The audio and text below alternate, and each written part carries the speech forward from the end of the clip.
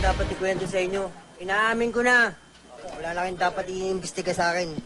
Inaamin ko na. Ako pumatay. Oh. Galit ka ba dun sa pamilya? Galit ka ba naawa? Ate, mga katanungan nyo, no-comment na po ako dyan. Hindi pa ba sapat yung narinig nyo? Ulit-ulitin ko pa ba? Ako pumatay. Ano yung kasama mo? Wala akong kasama.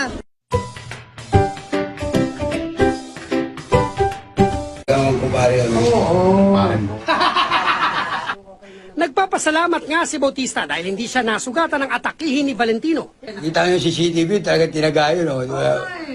Malakas po yung guardian angel ko sa likod. Nakita ko, ginanon mo eh. Saan tumama yun? Hindi, baliktad yung baliktad. Kabaliktad. Nakabaliktad. Baliktad. So nanakot ka lang. Ginaya ko lang si Bato sa'yo, binaliktad yung talim.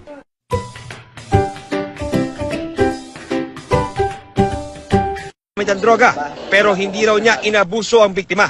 Kapag nakaupo ka sa bisikleta, naniniwala po ako na nababawasan po ang virginity ng isang tao.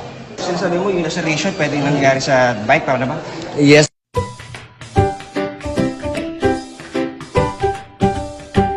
Arestyo ng positibo sa iligal na droga. Kabilang sa kanila, ang barka na si Leonard Marquez. Balak naman daw niyang magbago ang kaso. So magbabago rin po ako, kaya lang hindi po siya ngayon. Kailan? Baka bukas, sa makalawa. Pwede iwasan, kaya lang minsan may mga kaibigan na hindi mo mahindian.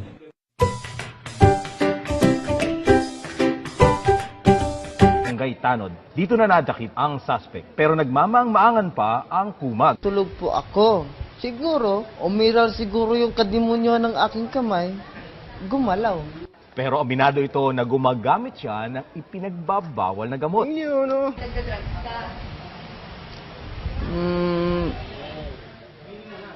Aamin din naman ako. Wala naman tao na hindi perfecto eh.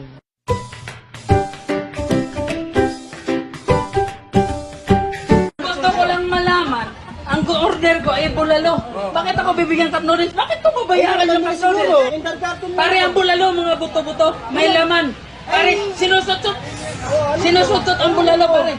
Ang cup noodles, pare, noodles. Noodles, pare. Bigyan yung cup noodles. Saan yung po ibas? Bigyan yung cup noodles to kung paano nasututin yung cup noodles.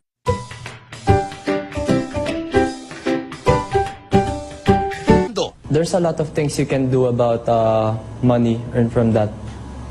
Kush, 1.5 M per kilo. Maybe I can change the Philippines, like run for politics. Dapat ay hindi raw